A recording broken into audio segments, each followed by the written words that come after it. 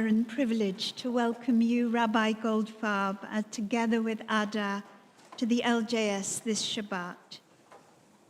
If I'm not mistaken, Ada's cousin is Berta Lazarus, who is here with you today, and Gabby Lazarus, our newly appointed chair of the LJS, is really disappointed not to be here to welcome and to listen to you this morning. She's visiting her father in Switzerland. Rabbi Goldfarb is a native of Boston and a graduate of Harvard College and Columbia Law School. He received his smicha, his ordination, from the Jewish Theological Seminary of America. In 1976, he moved to Israel, where he worked for 25 years as an attorney, first for Israel's ministries of justice and finance, and then in private practice.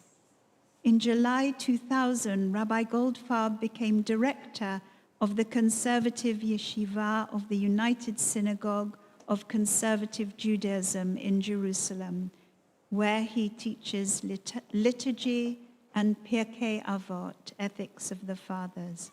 He has taught at congregations in the US, in Canada, throughout Europe and South Africa, and some of you may know him from the Limud conferences here in England and also in New York. We welcome you very warmly to the pulpit in our traditional way here at the LJS and say to you, Baruch haba b'shem Adonai, berachnuchem mibeit Adonai. Blessed are you who come in the name of the Eternal One. We bless you from the house of the Eternal One. Well, thank you very much. You know, after an introduction like that, when I was a kid in Boston, that and 10 cents will get you a cup of coffee. But I don't know what coffee costs today, but it was very kind of you. I appreciate that. Shabbat Shalom to everybody. When Rabbi Wright asked me to give the Dvar Torah this morning, I was both flattered and intimidated. The liberal Jewish synagogue is a long-established and very prominent congregation, not only in England, but in the European Jewish community. And with your permission, I'm going to invoke a clerical privilege. That is, before I speak, I want to say a few words. This is our first visit to LJS, but Ad and I have a feeling of kinship with this congregation which predates this Shabbat. As the rabbi said, I'll detail it. Ada's late mother was a first cousin of Berta Lazarus, who is here with us today, mother of the late David Lazarus, who was a proud and dedicated member of this congregation, and of course whose widow Gabi is very actively involved.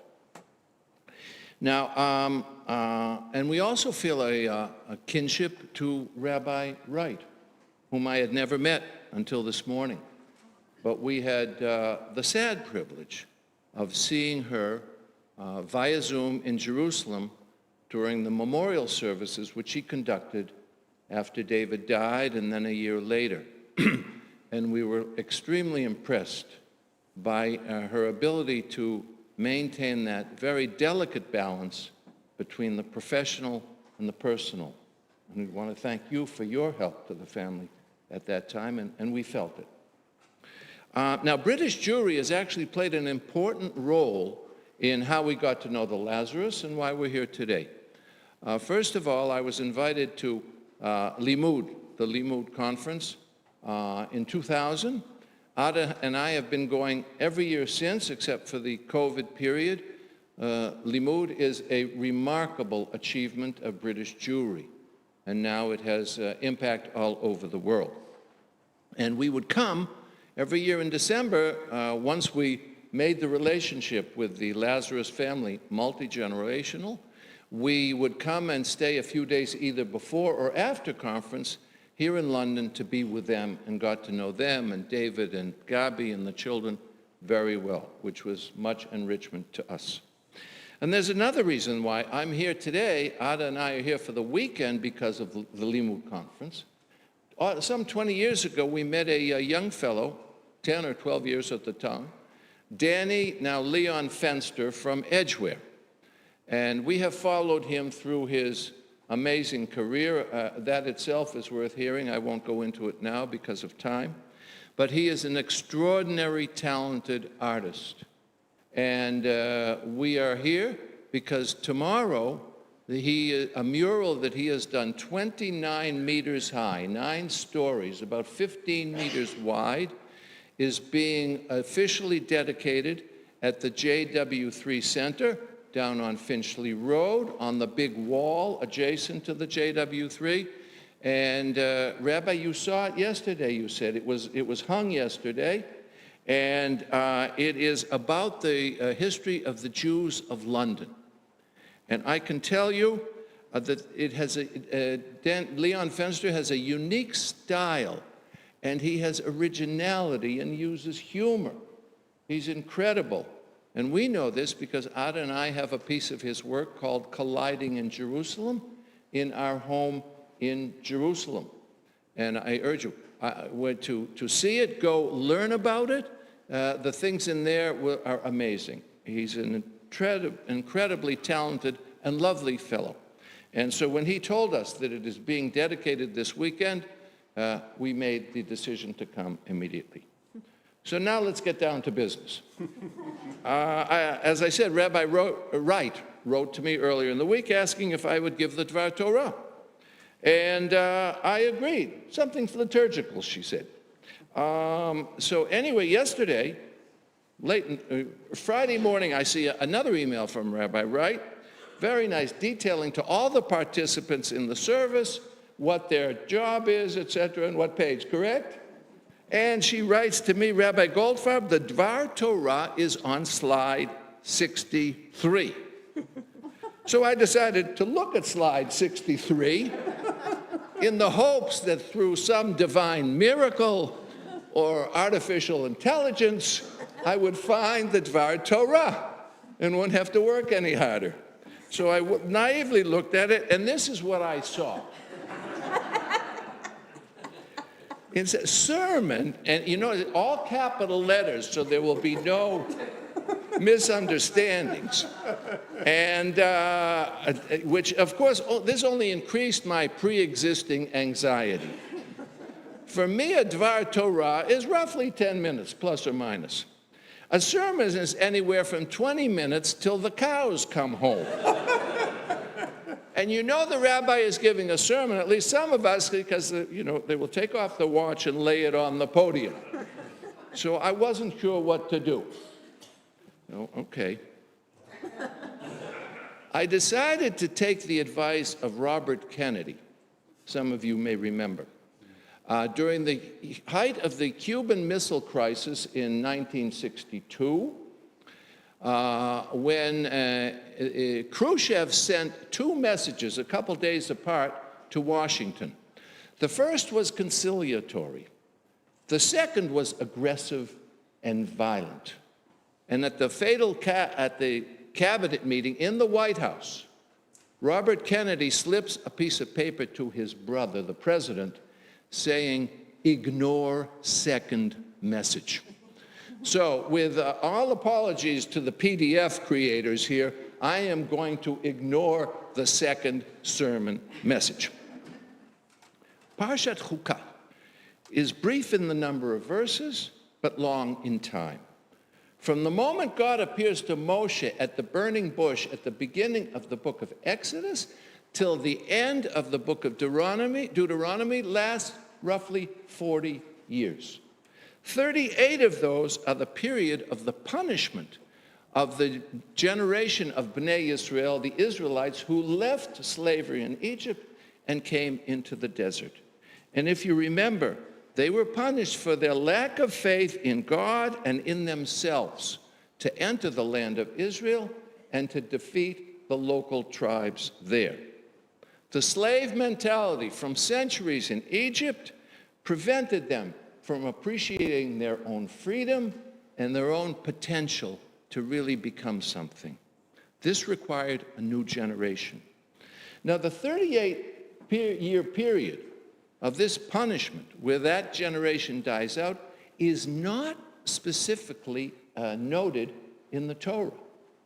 But the commentators say that it happened between the sections of the parasha, which the rabbi mentioned earlier. We begin Parshat Chukat in year 2 out of Egypt, and with the death of Miriam, we are in year 40. That 38-year period, Ibn Ezra, the Spanish commentator, says we know nothing about.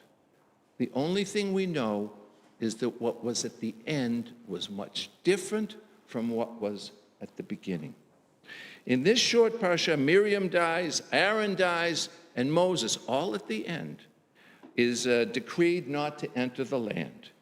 As we see him striking the rock, we realize that he is not the same leader that he was 38 years ago. It's a new world, a new generation. Times have changed. The last few years have made me understand this story much better. Between the COVID crisis, which paralyzed the world for several years, and now for the Jewish world, the crises of the government of Israel, and then October 7th, which has been an unending nightmare since, make me feel that we too are in that period, a zone of darkness. We don't really know what's happening, and we don't know what will be on the other side.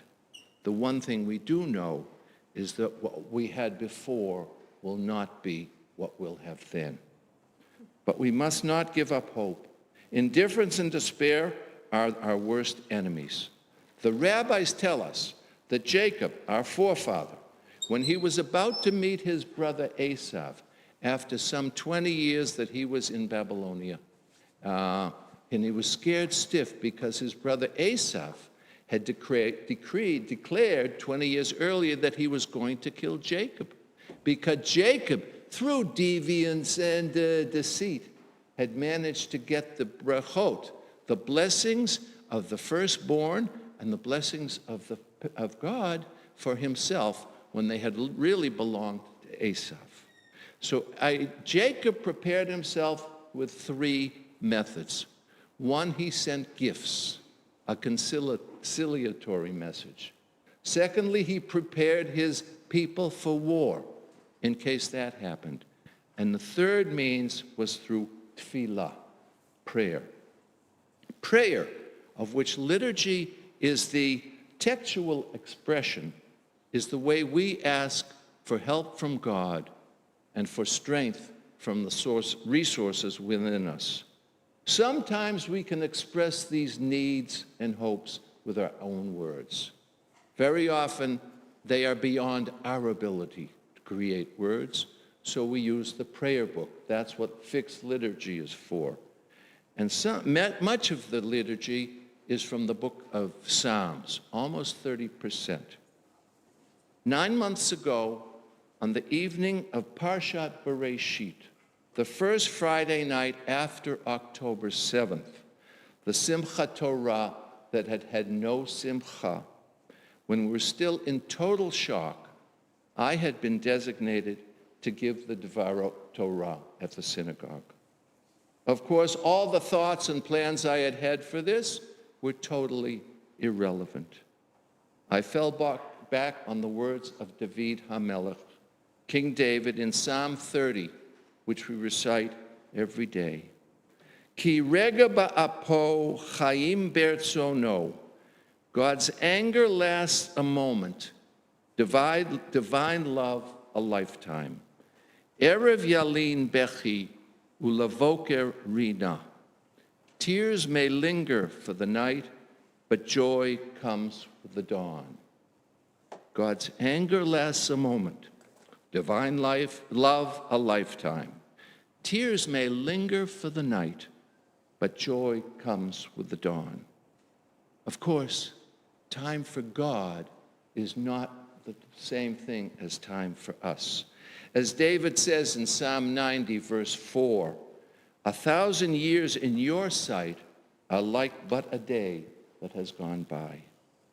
We, the Jewish people, the state of Israel, the free world, are experiencing rega ba'apo, a moment of God's anger.